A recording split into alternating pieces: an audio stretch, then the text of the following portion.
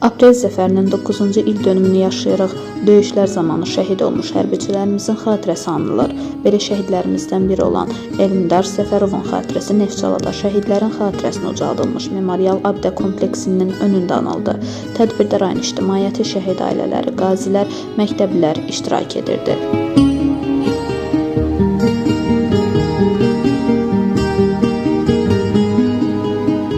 Döyüşlərdə bərkiyəcək son sözünü demək üçün hak yolundan dönməyəcək, azadlığa yetmək üçün hak yolundan dönməyəcək, azadlığa yetmək üçün.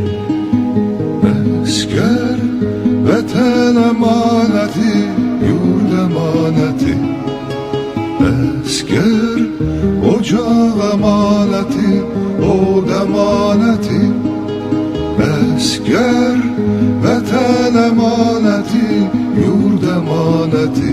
1992-ci il iyunun 26-sında dünyaya gəlmişdi Elmidar.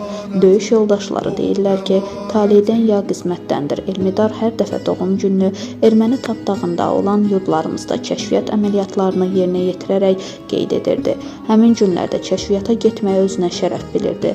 Öz ad gününü əməliyyatda keçirəndə deyirdi ki, hər adama öz doğum gününü vətən işğalda olan torpaqlarında keçirmək qismət olmur. Dəfələrlə puskuya düşmüş, qrupu çətin vəziyyətdən qurtarmışdı. Elə bil ki, havanın ətrindən, gecənin rəngindən, küləyin istiqamətindən duyurdu hər səsi. İstiqaməti o qədər düzgün və doğru təyin edirdi ki, hesablamalarında heç vaxt yanlışlığa yol vermirdi. Nə zaman əməliyyata gedirdisə, uğurla qayıdırdı. Onun əməliyyatları xidmət etdiyi taborun son dərəcə məxfi qovluğunda xüsusi yer tutur. Çalınmasa silahınla sən